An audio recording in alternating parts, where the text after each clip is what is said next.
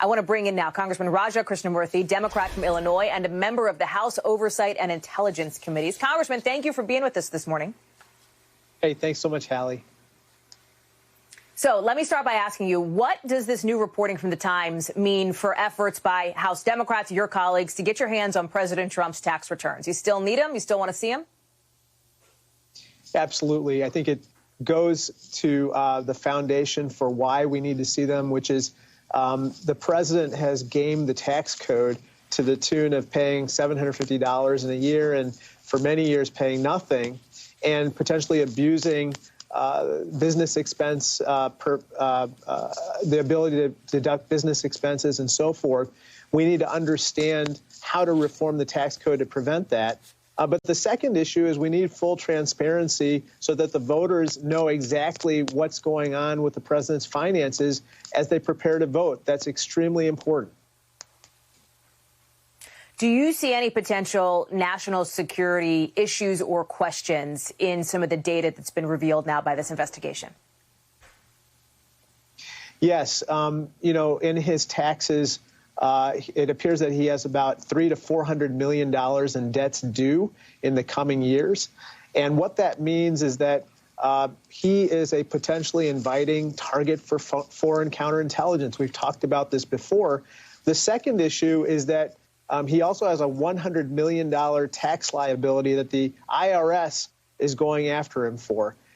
Him being in charge of the IRS opens the question, well, what is he going to do in making sure that the IRS impartially decides his own case, even though he's technically their boss? As we've seen in other cases, unfortunately, he exercises undue influence over agencies when it comes to his own business. And so that's what we have to prevent in this case as well. And exercising diligent oversight is the way to do that through Congress. The Times says that the tax returns show the president has received more money from foreign sources and U.S. interest groups than had been previously known, but they do not reveal any previously unreported connections to Russia, for example. What do you make of that? Well, this is with regard to the president's personal tax returns.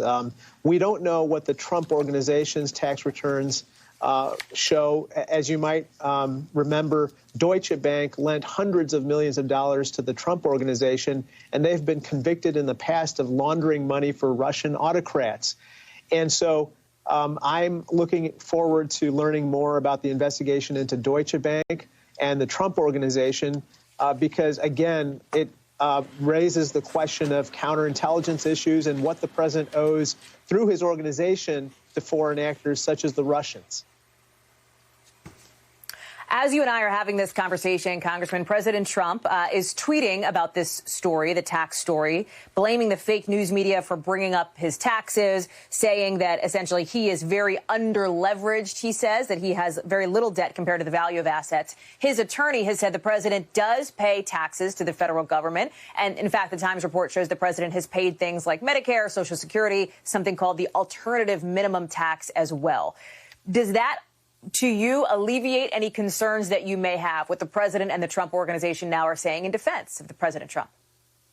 No, because his personal taxes amounted to about $750 at the same time that your average firefighter or teacher are paying 10 times that amount in any given year.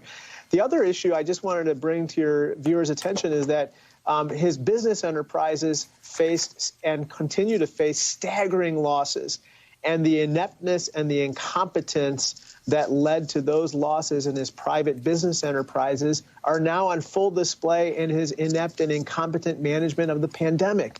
And that's why I think that people should pay very close attention to these tax returns, because they just illustrate why we can't afford another 4 years of Donald Trump.